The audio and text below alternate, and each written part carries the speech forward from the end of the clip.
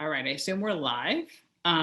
Welcome everyone to our second Population Mental Health Forum of the spring semester. We're really excited to have you here today and to have our speaker. Before I introduce our speaker, we will just a few comments. This will be a presentation followed by a Q&A session with the attendees. Please use the question and answer feature in Zoom to pose your questions, and we'll pose them to the speaker.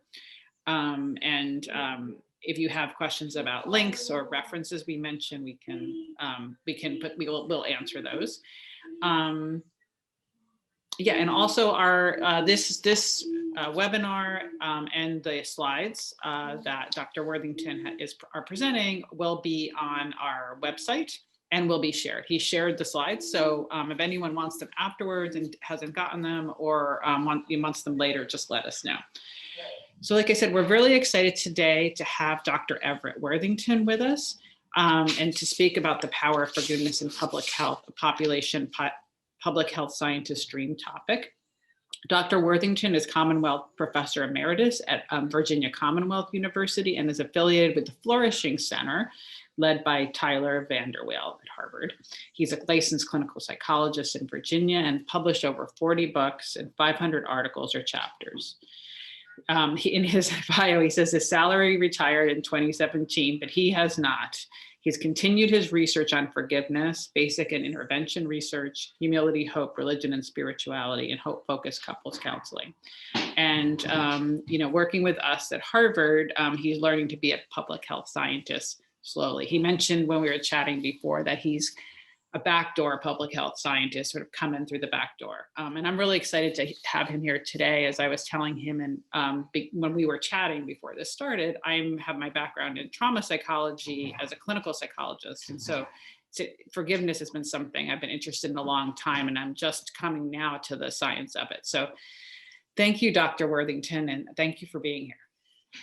Yeah, it's great to be with you all, and I hope people can see my slides. I've shared them, and so I have a lot of things I would like to talk with you about today, and I'm glad that we extended this just a little beyond 12 so that we can have all the questions and answers that you want, or at least you can pose the questions and I'll fumble around for the answers.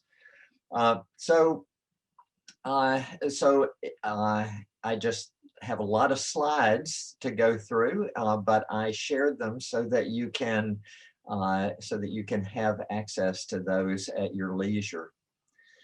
So here's the logic of my argument.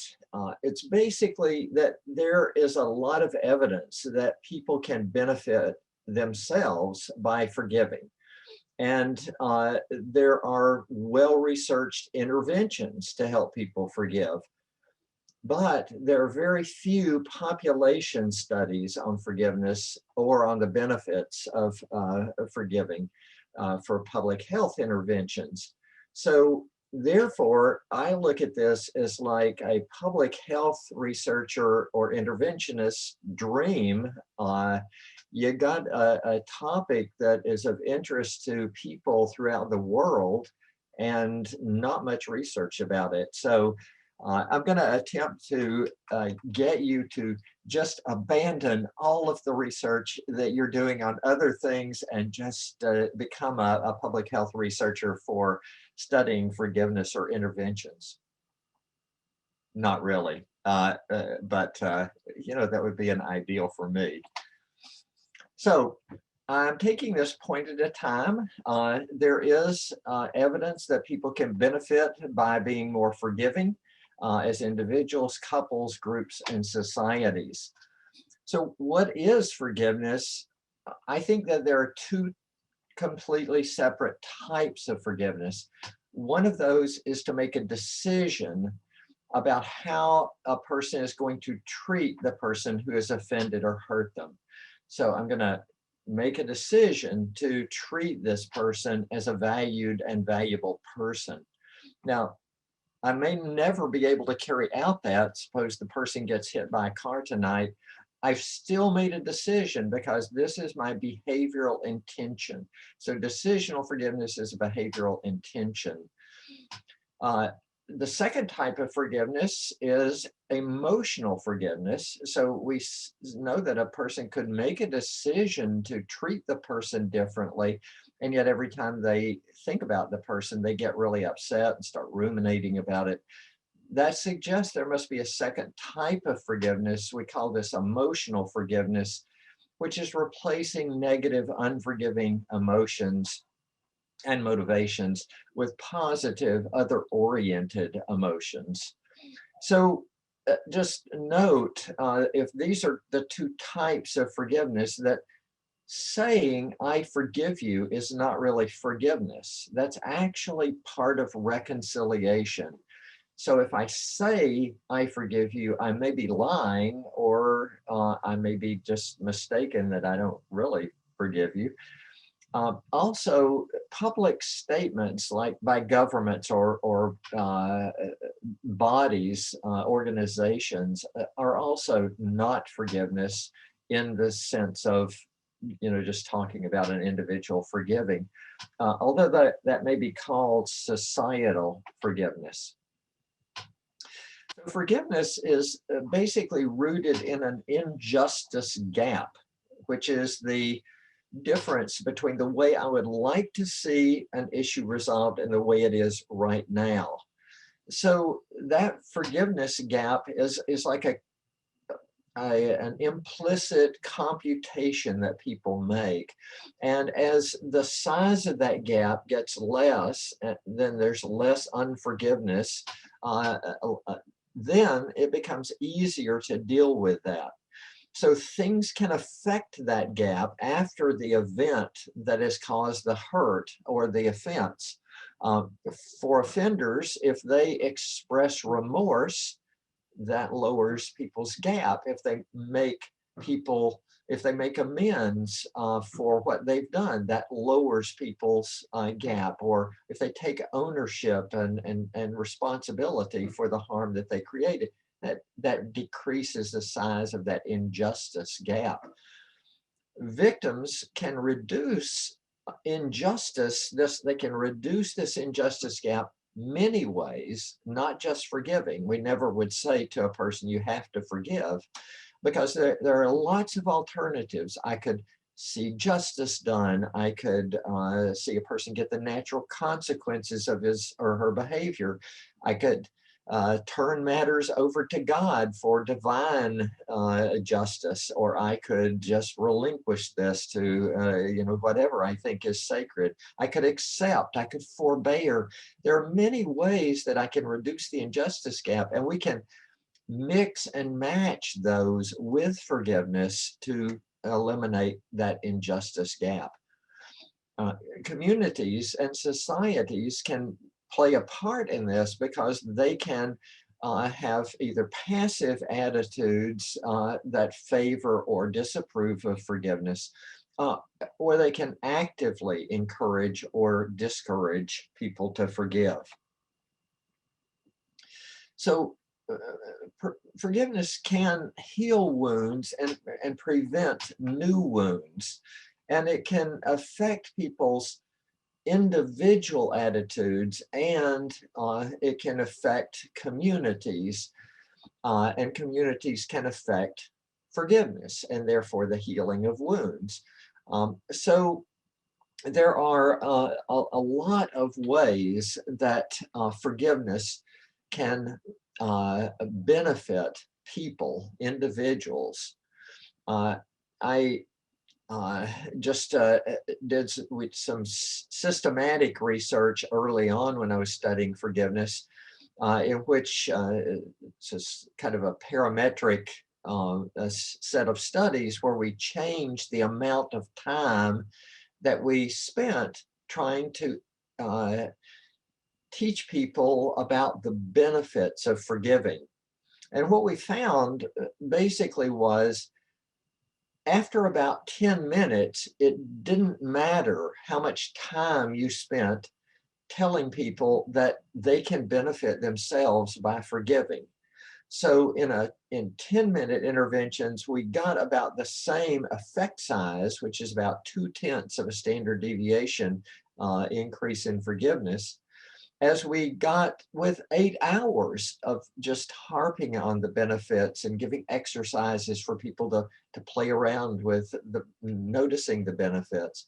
So, so the lesson that we have there is that benefits, making people aware of the benefits of forgiveness will get you about 2/10 of a standard deviation right off the bat. If you can spend or get people to spend about 10 minutes thinking about how forgiveness might benefit them. So what are those benefits of forgiving? I'm going to summarize them very quickly. There are 4 classes. The first is that forgiveness is related to better relationships. And this is better relationships wherever the offense occurs, whether it's marriage or family or workplace or in community organizations. The key to better relationships is that decisional forgiveness. Because if I make a decision, a behavioral intention statement, and then I follow through on that, people in this relationship see that, and they're likely to respond by being softer themselves and just improving the relationship. So in relational benefits, decision is the key. Forgiveness is also related to better spiritual benefits, spiritual well-being, especially if this person has a belief that their religion makes it, or spiritual stance makes it important to forgive. Again, in the case of spiritual well-being, decisions and decisional forgiveness is actually probably the key. Forgiveness is also related to fewer mental illness problems and better mental or psychological well-being. In this case, emotional forgiveness is probably the key, because the less negative emotionally aroused that I am, the less rumination I undergo. So I think of rumination as like the universal bad boy of mental health, because rumination is involved in anger disorders, anxiety disorders, depression, obsessive compulsive disorders, post-traumatic stress disorders, some psychosomatic disorders. You know, what we should think is that if we get a chance to ruminate negatively about events, try not to do that, because this is not good for our mental health. And emotional forgiveness takes away a lot of that rumination and therefore makes mental health more likely. Forgiveness also related to better physical health and well-being. And again, here, emotional forgiveness is probably the key to this.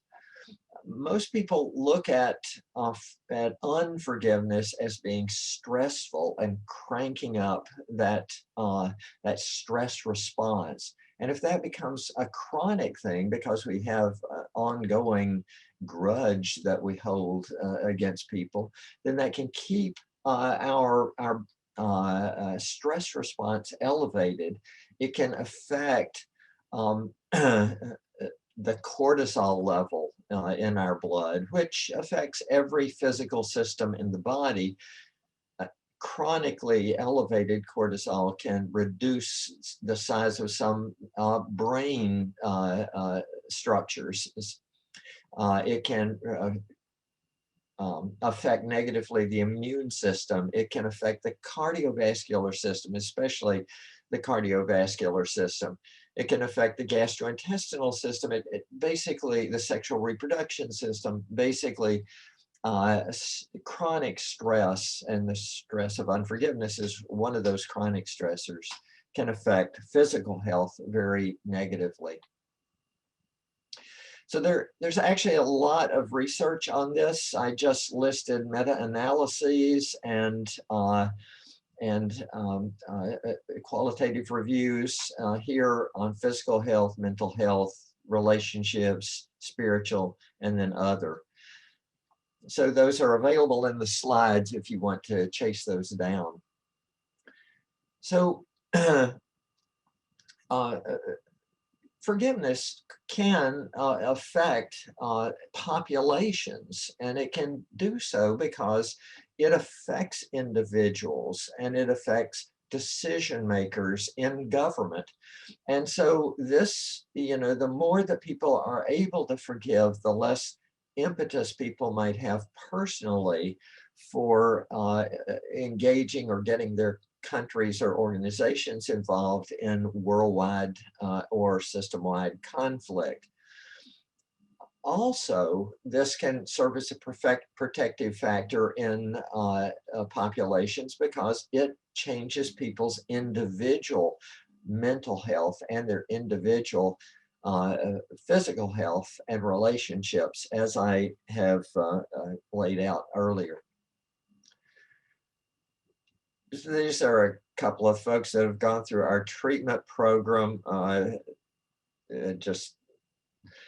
So obviously we are in a very polarized political climate these days, and that keeps us all kind of aroused if we pay attention to the news, and of course it's hard to avoid paying attention to the news. So this, if we can deal with forgiveness in a way that maybe reduces some of the emotional unforgiveness we have toward people who disagree with our stances and engage in activities we think might be harmful, then that can help us individually in our mental health, in our relationships, in our political dealings with folks that we know and love.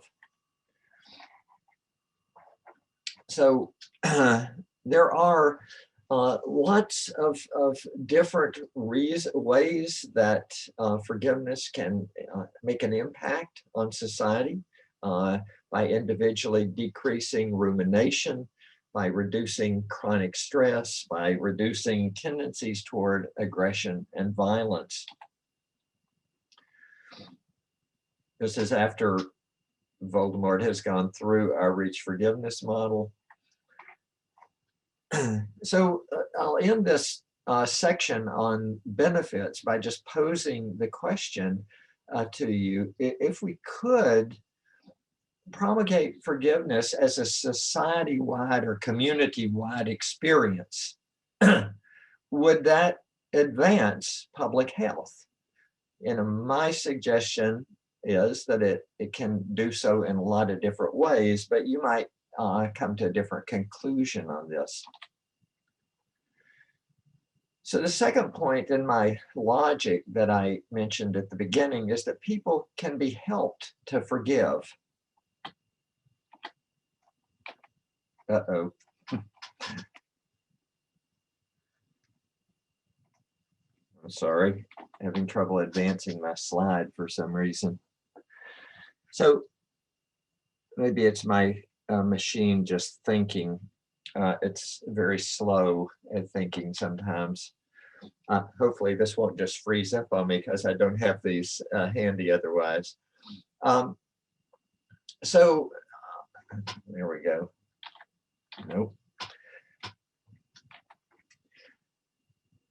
So people can be helped to forgive. And let me just tell you the results of a meta-analysis that was done back in 2013, and this was by Nathaniel Wade, and basically, and his colleagues, of which I was one.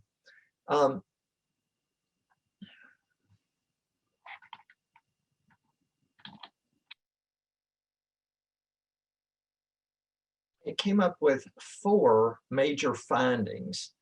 And these findings are basically that there are 2 models of intervention that have been used and studied the most, but all interventions are equally effective per hour.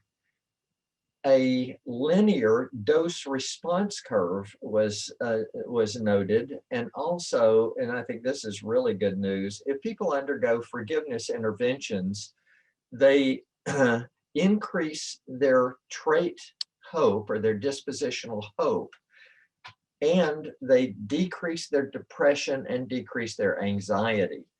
Now I'm going to take those one at a time.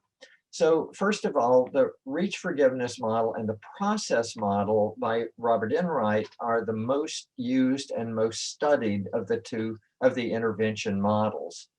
This is my reach forgiveness model. I use an acrostic to help people remember the steps, recall the hurt. We can't really forgive if we are denying that we've been hurt. Empathize or sympathize or feel compassion or love for the person who has harmed us. Is the compassion and love, and are often important with when it's a loved one or a family member that has hurt us. I give an altruistic gift of forgiveness, a gift that the person hasn't deserved because they've hurt us, but we can altruistically give them the gift of forgiveness. Commit to the forgiveness we experience so that we hold on to that forgiveness whenever we doubt that we've forgiven. So this is our 5-step model. It's easy to say those 5 steps. It takes time to work through. Bob Enright's model involves 20 steps, which he has organized into 4 phases.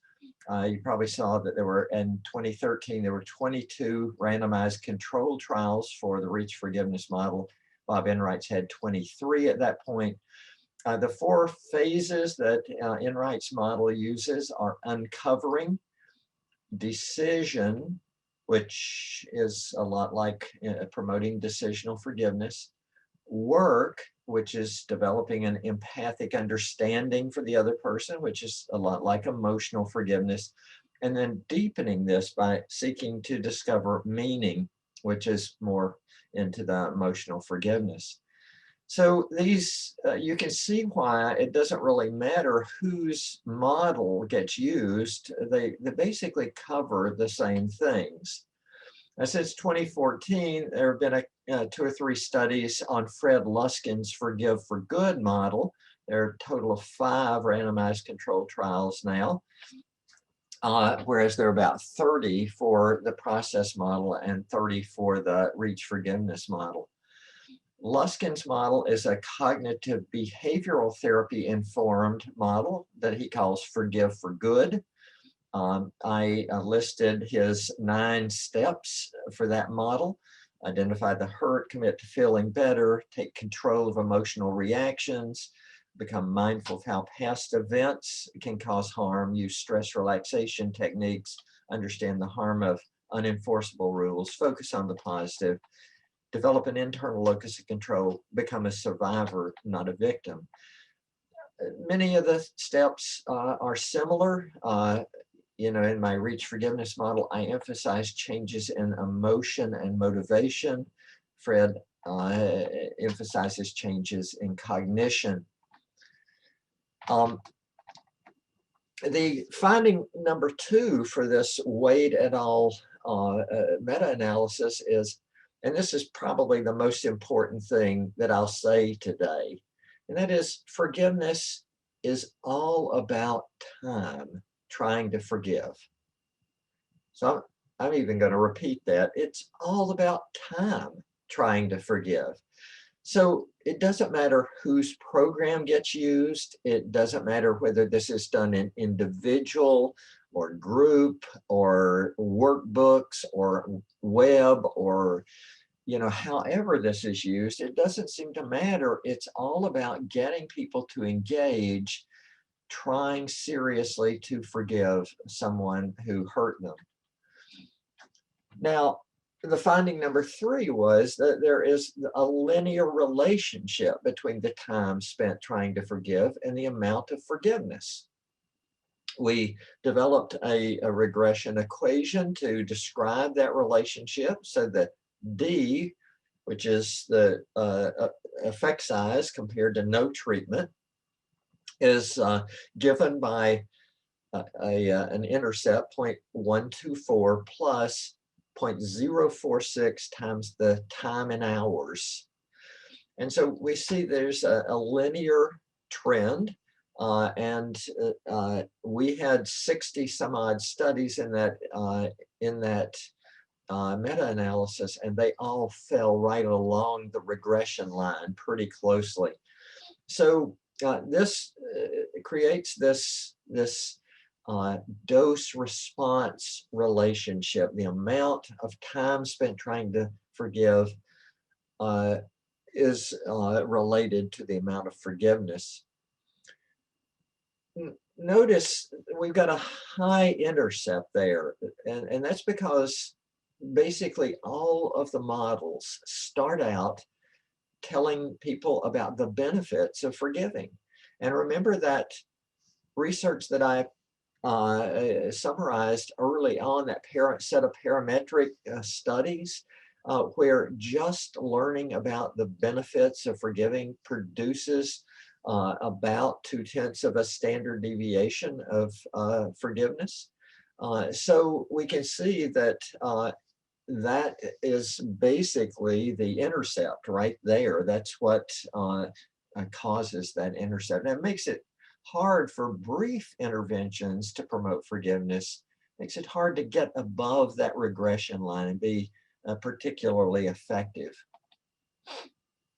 The fourth finding, and this is good news, is that there is a linear relationship between time spent trying to forgive and the amount of depression and anxiety that people feel. So looking at studies that measured depression and anxiety as well as forgiveness, we basically found the same type of regression line, and the effect size is about half as much as it was for forgiveness. So that was 2013. That's a while back as research goes. That's over a half-life of research, the research dying off in about 5 to 7 years. So a lot has happened since then. To mention some of the things, we have developed some do-it-yourself workbooks to help people forgive. More work has been done on psychoeducational groups. There has been a web-based intervention study that did not work out very well for a number of reasons. There have been more research done on couples. Self-forgiveness has really caught on, and there have been DIY workbooks, but also individual and group interventions on forgiveness, on self-forgiveness. People have studied the effect of reading a book. Well, if people are reading a book about forgiveness, they're not really concentrating on forgiving a person. So there is a positive effect because they do think about events in their life and forgiving, but it's only about a third this effect size of actually going through a workbook or a group that focuses people on forgiving specific events. Nobody's created an app yet, but that's definitely got to be on the horizon. So I'm going to give you a really whirlwind update on reach forgiveness. Pardon the commercial, but remember that I told you before, it doesn't matter whose program you use, the reach forgiveness, the process model, the forgive for good. It doesn't matter. It's all about time. But I just want to let you know some of the things that have happened. And so it just, this is really quick. I'm not going to be able to do methods and stats. So reach forgiveness has been adapted into do-it-yourself workbooks that are freely available on the web. Here's a secular and a Christian version of a workbook. These tend to have the same type of responses to the workbooks as they do to psychoeducational groups. And this is what's used mostly. It's a waiting list crossover design. You can see that the control group doesn't change during the time that they're waiting, and then they get better. And the other group changes when they get the intervention, and then in this case, continued to change afterwards. This is the Christian workbooks. They have the same type of curves. This is a workbook that compared workbooks to reach forgiveness with workbooks to promote humility, patience, self-control, positivity, and then just people were tested until they fell unconscious, filling out questionnaires. But basically, the forgiveness workbooks produce changes in dispositional forgiveness and also dispositional patience. So that worked well. These workbooks are totally free, and you can see in the yellow arrow there is just a click, do-it-yourself workbooks, and people can download these workbooks, any of those workbooks that I mentioned on humility or self-forgiveness or whatever. We have done an online test of forgiveness intervention that came out of Australia. That produced great effects just right along the regression line for the people who completed the intervention, but it was a 7-hour intervention, and we found that only 26% of the people came back to the website enough in order to complete the whole intervention. We investigated those who dropped out and those who didn't. We didn't find any kind of predictors of anything we measured that differentiated those groups. This has been looked at within couples enrichment and therapy. It has been compared head-to-head with group process psychotherapy, and they're basically equal. And it's been compared head-to-head with Fred Luskin's Forgive for Good, basically equal. It has been tried with borderline patients. These are actual patients. This is not a lab study. This is done at University of Minnesota. And the Reach Forgiveness module was worked into the usual Lanahan treatment for borderline patients, and the people who were treating folks thought that this might be a problem with borderline folks. Turned out not to be. In fact, they got a lot better right after the module, which is the time 2 and 3. And that was maintained over time. Again, all measures.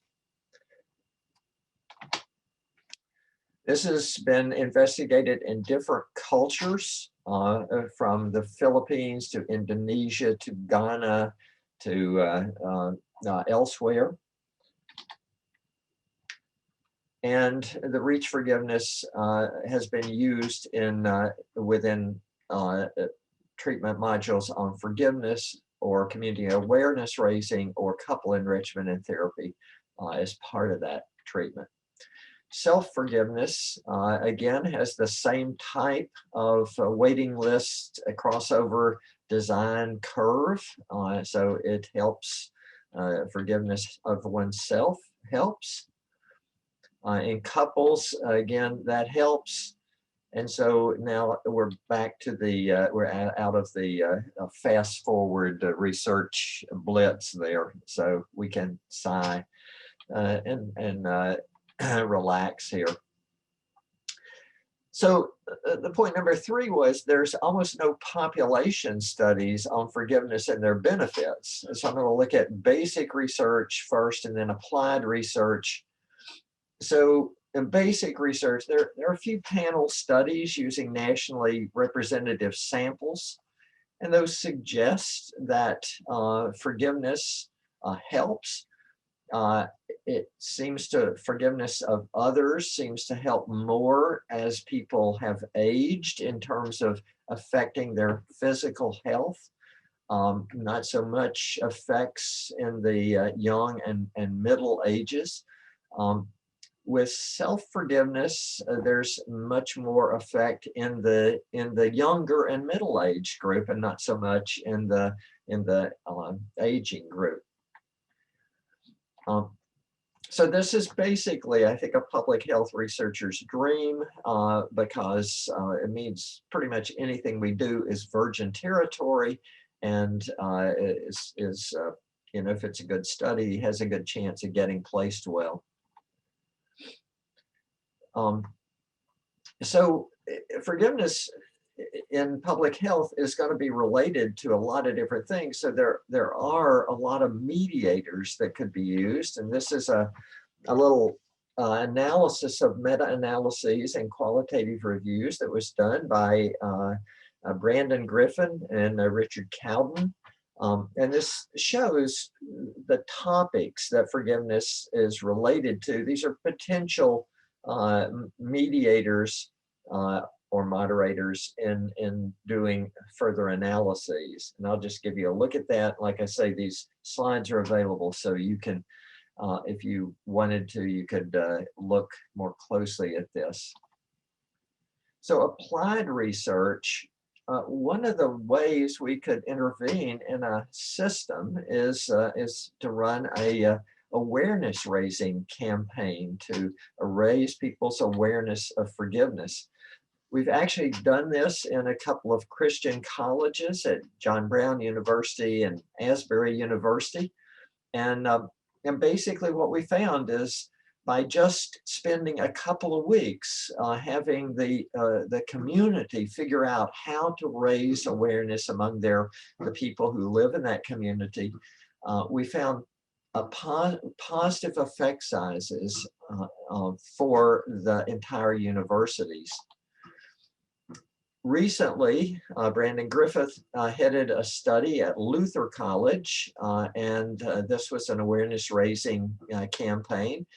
And I just, you know, we suggested a number of activities that were university-wide or things students could do alone, group activities and student competitions.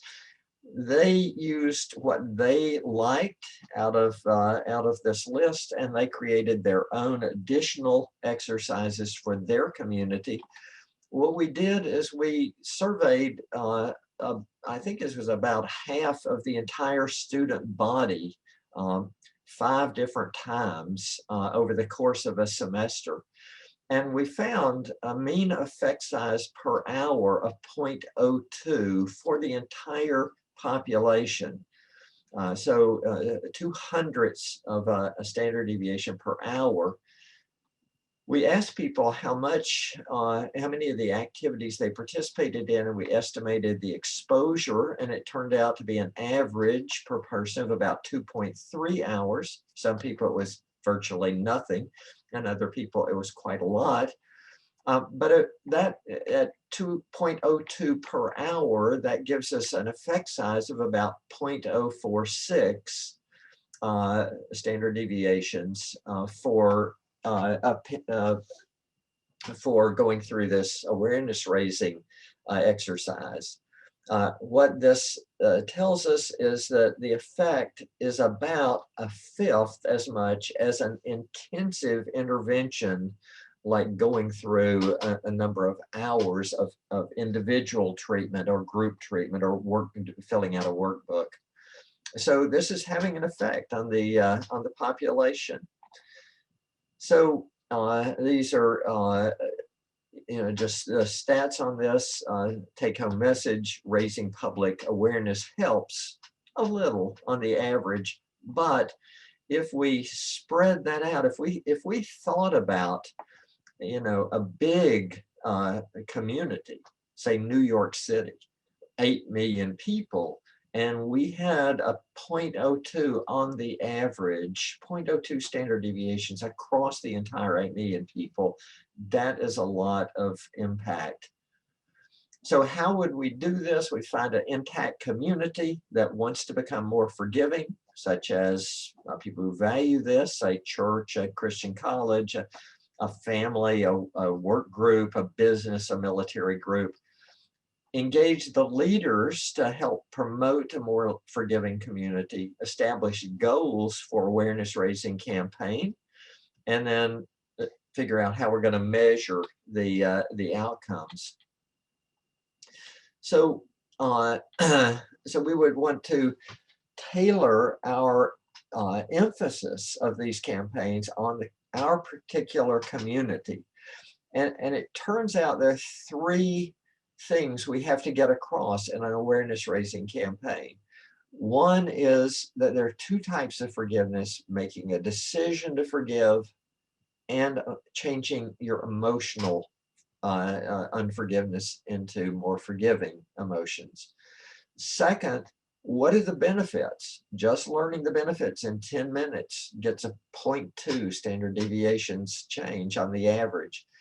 And then third, can people be directed to places where they can find resources in which they can spend time thinking about forgiveness? So those resources, like books and YouTube talks and webcasts and TED Talks and running their own group, promoting DIY workbooks. So lots of different criteria there. Now we are trying to put this into effect in a grant that's funded that the Flourishing Center is participating in, and Tyler is the research leader in that. And we're running awareness raising campaigns in Hong Kong, Indonesia, 2 sites at the Ukraine, Colombia, and South Africa. You can see these places are where people have undergone long-term conflicts and war and all kinds of bad stuff. And we're trying to assess 1,500 people in each of those communities and have the community put on an awareness raising campaign with those 3 objectives that I mentioned and see what kind of effects we might have. We have another part to this, and that's to run Reach Forgiveness randomized control trials using that a 2-hour DIY workbook intervention, and in that crossover waiting list design with 500 people per site. That is pretty much complete except for 2 sites in terms of data gathering, but we haven't analyzed it yet. So here's, again, just a statement of what we want to do. We want to increase knowledge of what forgiveness is, which we're measuring with a knowledge test. Same thing, we're measuring with a knowledge test the benefits of forgiveness, and then trying to see if people can be alerted to resources where they can learn how to spend more time forgiving. So there's a picture of the workbook, the 2-hour path to reach forgiveness. So that, if it when it finishes, is going to be the largest study of forgiveness to date. In fact, in 2013, we did a meta-analysis with 60-something studies, which 53 of which were randomized controlled trials. Total of 2,323 subjects. This study alone will be over 3,000 subjects. At the end of this study, we'll post on a central website all the translations of these workbooks in English, of course, it's available now, Spanish, Mandarin, Russian, Ukrainian, and Indonesian. We should be able to make these workbooks freely available to about 2/3 to 3/4 of the world in their native language without any cost. So if you're interested in more about this, there is my website, fworthington-forgiveness.com. So I see that I'm running into my end, and I have some other slides about trying to change the society, and so I'm going to just kind of leave the this and mention that this talk, I think, raised a number of questions. How much dose is needed? How do we engage people? How do we design the strongest interventions we possibly can? can we use other delivery systems like apps that are and make them and find that they're equally effective? So these are questions that have to be answered. So I think I want to stop here and just yeah, that was good. You'll enjoy reading those last slides. But I want to stop and see if you all have come up with questions over the course of this time. Thank you so much, Dr. Worthington. That was a really wonderful talk on forgiveness. I feel like I learned so much about just, forgiveness, and I'm thinking a lot, since I'm a clinical psychologist, ways in which this can be integrated into my clinical practice. But we're going to go ahead and open up the Q&A. And so for attendees who have questions, I see we already have some coming in, but please feel free to continue adding your questions to the Q&A box. And to get us started, let's go ahead and, so one question I wanted to ask was, what do you feel is the role of forgiveness in trauma recovery?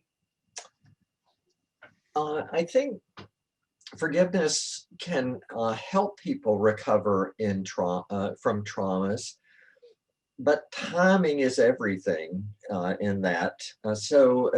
In dealing with traumas from a clinical standpoint, I'm never going to start off talking about forgiveness at all. We're going to work through how do they deal with the trauma in day to day, how do they deal with their emotions, and as they get past the kind of the responses, if it's PTSD that they have, if they kind of ameliorate some of those symptoms, now we can get to the place where they can address forgiveness if they want to. So people don't always want to forgive things that traumatize them, and so it's important to remember that there are many ways to deal with injustices and harms that people feel, and forgiveness is only one of those. So I'm going to wait until they're ready for this, and then I'm going to give them choices about whether they want to deal with forgiveness rather than suggesting that they ought to. Okay. So really it seems like, going through the processing of the trauma and doing your traditional trauma-focused therapy, and then potentially if you have a patient who's interested in kind of that forgiveness aspect, then maybe almost having a forgiveness intervention as almost an adjunct to the end of treatment. Yeah, adjunct I think is very important. I think in clinical practice, and this is not public health, but in clinical practice, having like ongoing groups or having that DIY workbook that people can get at, that's a really efficient way to deal with forgiveness, because they can spend 7 hours on a workbook outside of therapy. You don't have to spend that in therapy. And if this is insurance driven, you're not spending 7 hours on forgiveness. You're working on the trauma, which is what insurance companies want to hear. And they're able to work on the forgiveness and then bring their questions and their applications into the therapy in maybe 2 hours. And they get the huge benefit of about 9 hours of focus on forgiving, but only spending 2 hours of clinical time. Okay. So in terms of some additional questions, we have some questions that are focused a bit on kind of how to forgive, as well as kind of this idea of, so really, I guess, how to forgive, as well as what are some barriers to forgiveness? So, of course, like I say, any intervention that's been studied and shown to work is equally good. In terms of the reach forgiveness model, we start people out thinking about, thinking about kind of what is forgiveness. We give them definitions that they can choose from instead of asking them what they think forgiveness is, because once people make a statement about what they think forgiveness is, they get wedded to that statement. But if they can, be told these things are not forgiveness, saying I forgive you, things like that, then they're more open to forgiveness as a decision people make, and forgiveness is also emotional change. So then we talk about the benefits to themselves of forgiving, because that we know is going to immediately boost them up. We're going to ask them to make, if they're willing to make a decision to forgive. Usually they aren't at that point. And so we go, fine, we can come back to that because you don't have to do this in any order. And then we help them work through the 5 steps to reach forgiveness. So the important step in that is the emotional replacement step. And so a little technique that's been studied actually by itself as a technique is to use an empty chair dialogue. So this empty chair dialogue by itself, over a period of time is going to help people either forgive or to determine for themselves, I don't care if I forgive or not, I can deal with this, I can go on with my life without it. Well, that's fine. If they can accept and move on, that's a legitimate way of dealing with this. So, so we work them through exercises to help them move through the recall the hurt, emotional replacement, altruistic gift, commit to the forgiveness you experience, and then hold on when you doubt. And then we come back and give them a chance to make a decision again, now that they've reduced their emotional unforgiveness. And most people are willing to make a decision at that point. And then the last thing we do is we get them to generalize this by taking about 10 events in their life and applying this reach forgiveness model to each of those 10 events. So this is the way that we help people work through the forgiveness. But as I pointed out with Bob Enright's, he ends up doing the same thing of helping people make decisions and then helping them empathize with the person who hurt them and find some meaning in it. So we're doing the same thing. It's just packaging it in different ways. Okay. All right. So let's see here. Oh, you ask about barriers. Oh, yes, barriers. Yeah, barriers to forgiveness. Remember, everything boils down to that injustice gap. And the bigger that a gap is, the bigger the barrier they have to get over. So if a person who hurt them refuses to take responsibility for hurting them, that's going to increase the gap. If they just look at them in the eyes, they refuse to apologize and refuse to make amends, all of these things are increasing that gap and making that barrier larger. So virtually anything that makes the injustice gap larger is going to create a higher barrier that they have to get over. Okay. All right. So yeah, that's interesting that it's, it has to do with that actual gap of that, and the injustice barrier that kind of deems whether or not a person is able to be kind of ready, that readiness to forgive in a sense. Right. Yeah. So in terms of, let's see, some other questions we have here. So let's see. So there are a range of meaningful models emphasizing psychological health and potential spiritual benefits. If a group of people feels aggrieved collectively and individually under complex, ongoing social or political issues, do you have any thoughts about which models might be appropriate? And then there's a comment of, you mentioned the lack of research on kind of larger populations.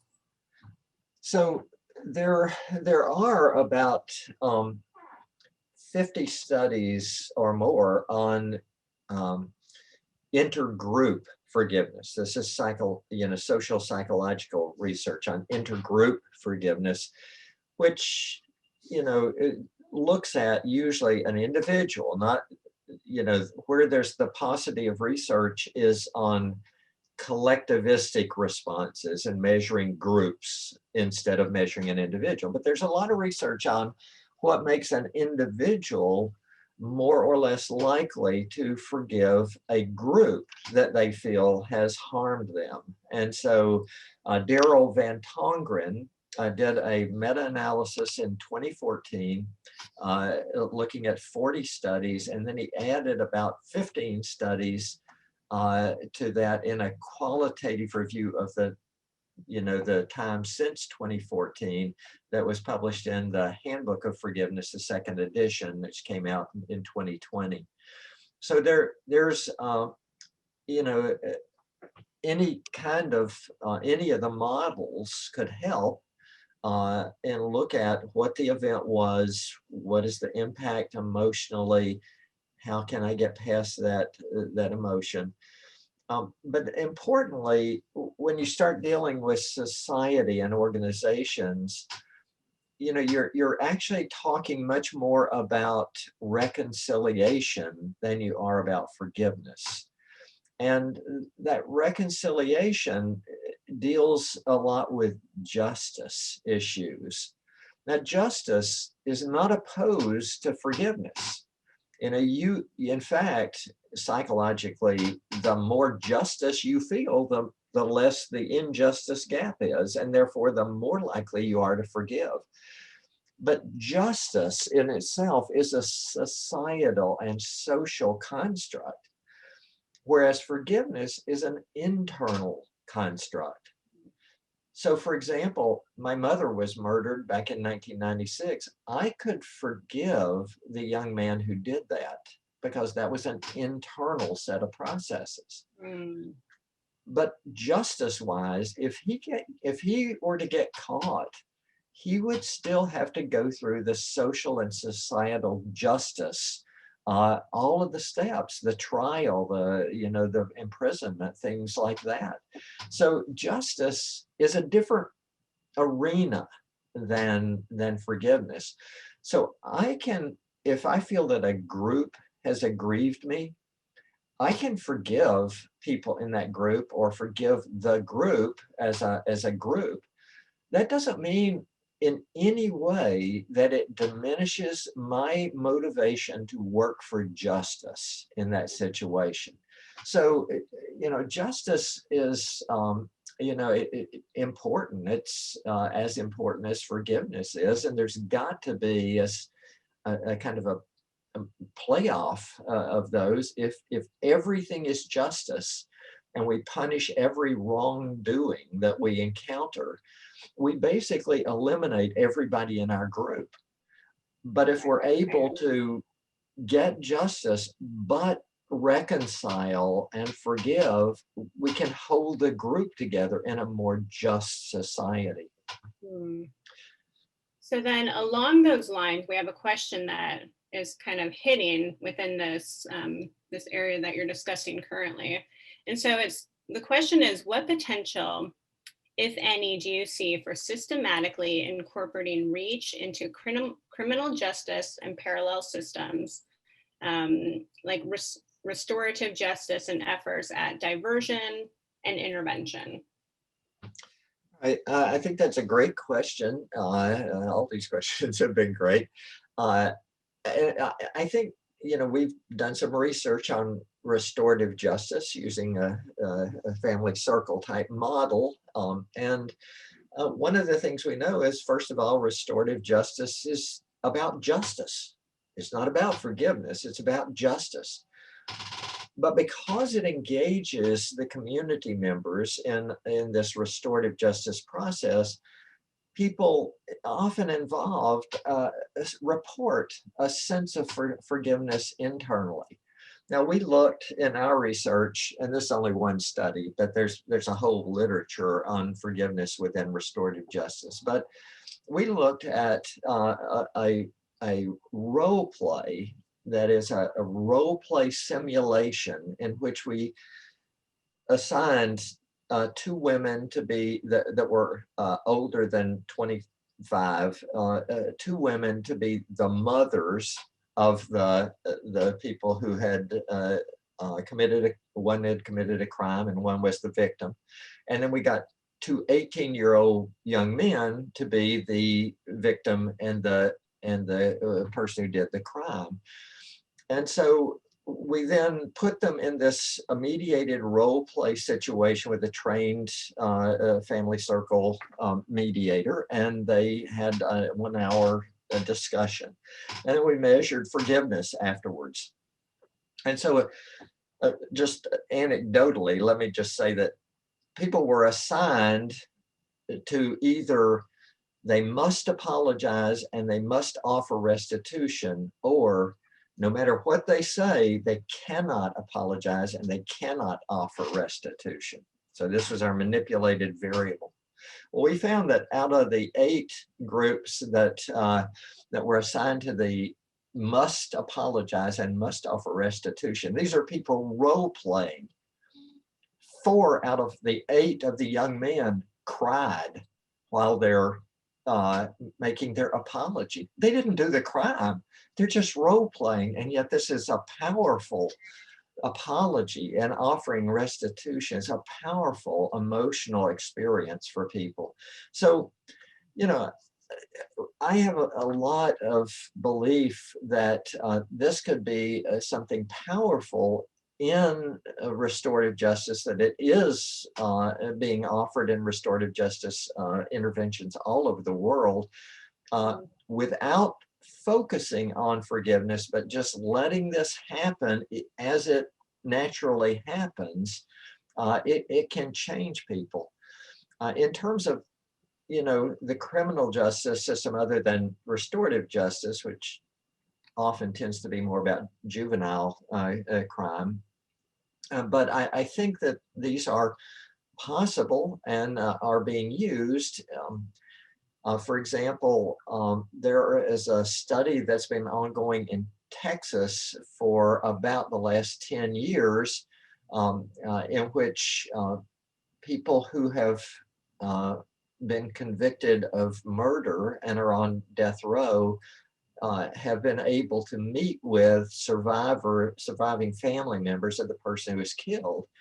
And there is a lot of restoration that takes place in just meeting people on a ground where they want to meet. The way that that has played out is that that's gone in one of 2 directions. If the person who has done the murder is kind of soft with apologizing and showing remorse, that has done great things in terms of promoting forgiveness and promoting a sense of reconciliation.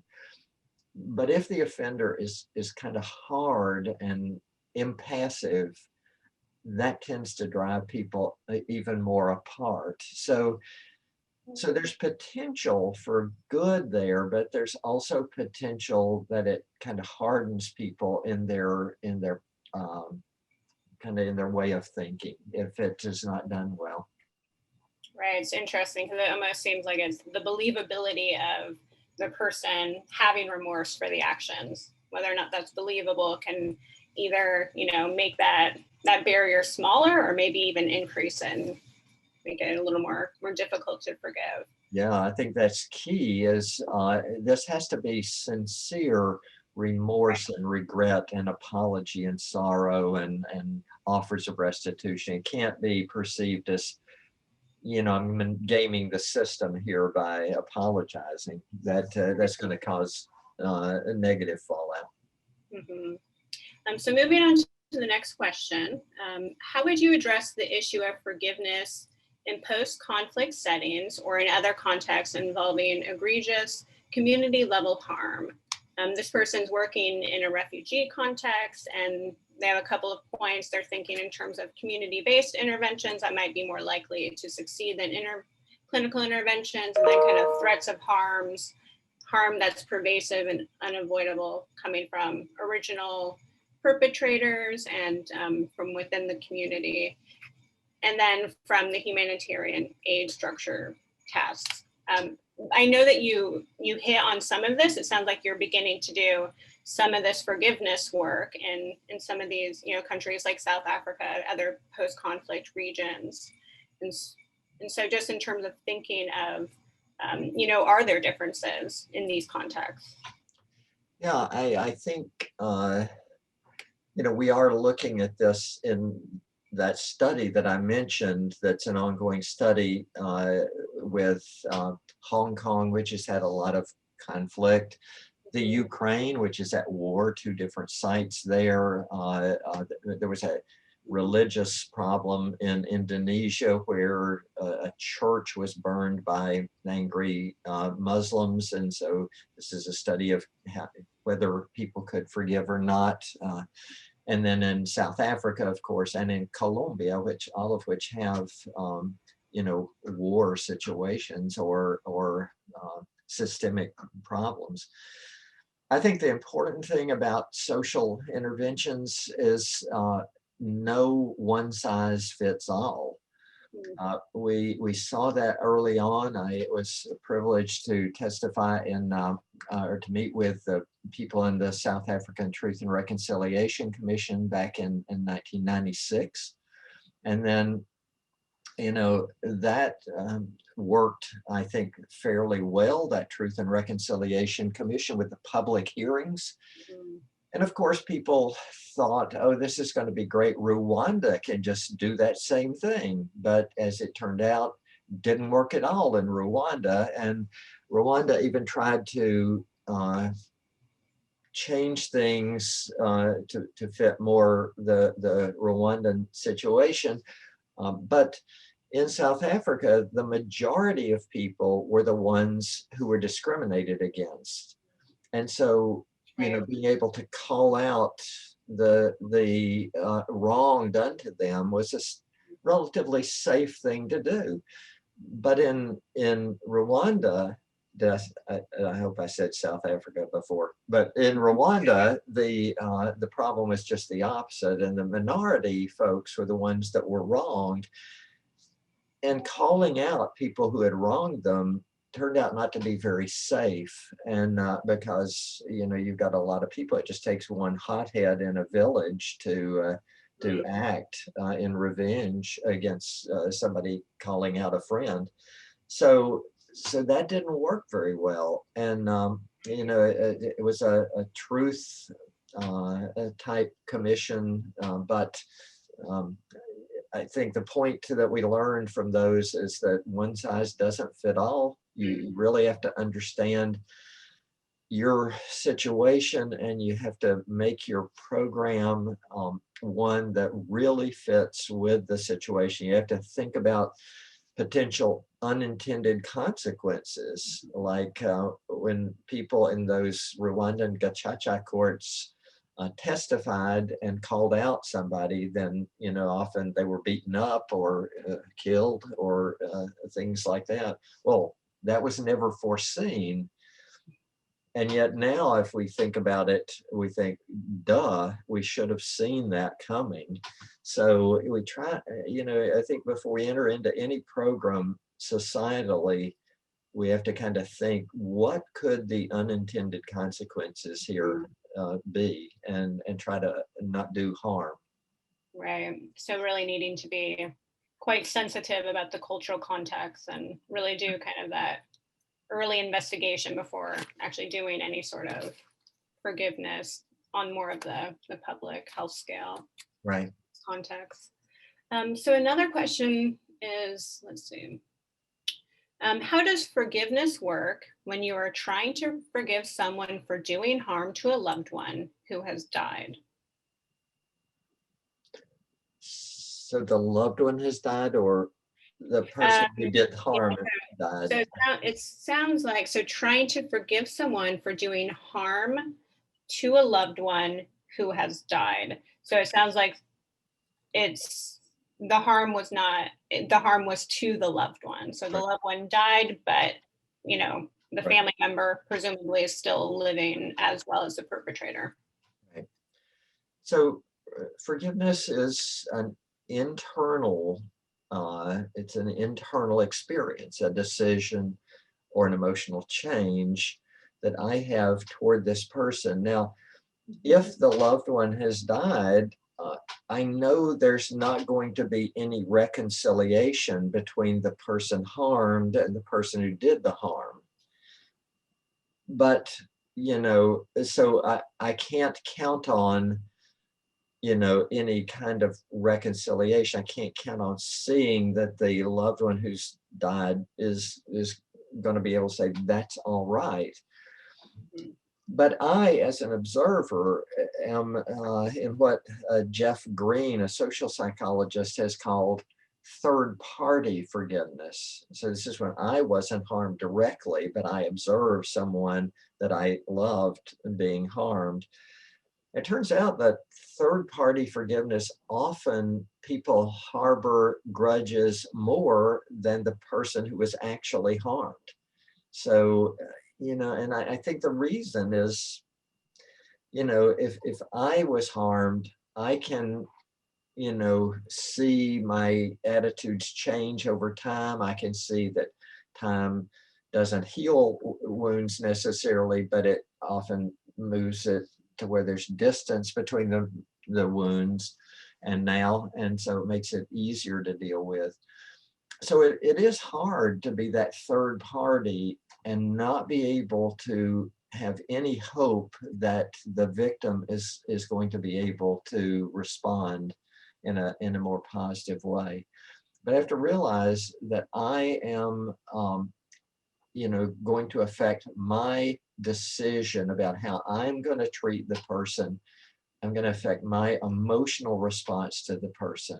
It's not going to do me any good to hold on to all of the pain, and it won't interfere with me working toward justice if justice is appropriate for that. So remember, justice is a different area, a different arena than forgiveness. So my advice is usually try to work through forgiveness and then seek to do whatever you need to do to get the justice that you feel would be appropriate. All right, so we probably have time for a couple, well, maybe one question, maybe two, we'll see. So what's the connection between forgiveness and accountability by the person to be forgiven? Accountability is going to, the more that a person accepts responsibility or is held accountable, that's going to reduce the injustice gap. So it's going to make it easier for me to make a decision to forgive and experience emotional forgiveness. So it's a very direct relationship. And if the person refuses to be accountable and just denies that they did anything wrong, that's going to make it much harder. That's going to create a higher barrier to get over to forgive. Right, okay. And then our last question, are there any psychometric tools that you recommend for measuring self-forgiveness or forgiveness? Well, there are a lot of tools for measuring forgiveness, and we did a review in 2014 of the tools. So I would say if it's a clinical measure for diagnosis and prognosis, the In-Right Forgiveness Inventory is the best tool. It's proprietary, so it has to be purchased in order to be used. So for research, people don't use it as much because unless they have, millions of dollars in grants that they want to spend on instruments. The other tool that has been used a lot is the TRIM, the Transgression Related Inventory of Motivations that Mike McCullough developed. It's free. It's not got the same level of, estimated reliability as the In-Right Forgiveness Inventory. In-Right Forgiveness Inventory has 80 questions. The TRIM has 18. And we know that estimated reliability is related to the number of items. So it's not as good for a clinical diagnosis. But if I'm measuring like in public health, or if I'm measuring in, even in a clinical practice, and I want a quick tool, but I'm not using it for diagnosis or prognosis, then, I want a free, quick tool, and the TRIM is probably the best of those. There is a short tool with 6 items called the Decision to Forgive scale that Donnie Davis created. So that measures decisional forgiveness. Self-forgiveness, there is, and I'll be quick on this, but there are 3 tools that are good. One is by Wakini and Wohl and someone else that I can't remember right off, I'm sorry. And that measures kind of feelings of self-forgiveness. Mhm. There's a kind of a sense of justice of self-forgiveness that Lydia Woodyott and Michael Wenzel have created. And then Brandon Griffin, I mentioned him a couple of times, but Brandon has created a tool that puts those 2 together. It's published in like the Journal of Counseling Psychology in 2015 or 16. Okay. That's, I think that's the best tool because it puts them together. It's the shortest and you know, the least burden on filling out questions. All right. Well, thank you so much. We're over time at this point, but that was a really interesting topic. Great presentation. Really appreciated. Oh, thank you. All about forgiveness. Thank you so much. I learned a great deal. So really was stimulating. Thank you. Thanks for everyone for participating. Thank you.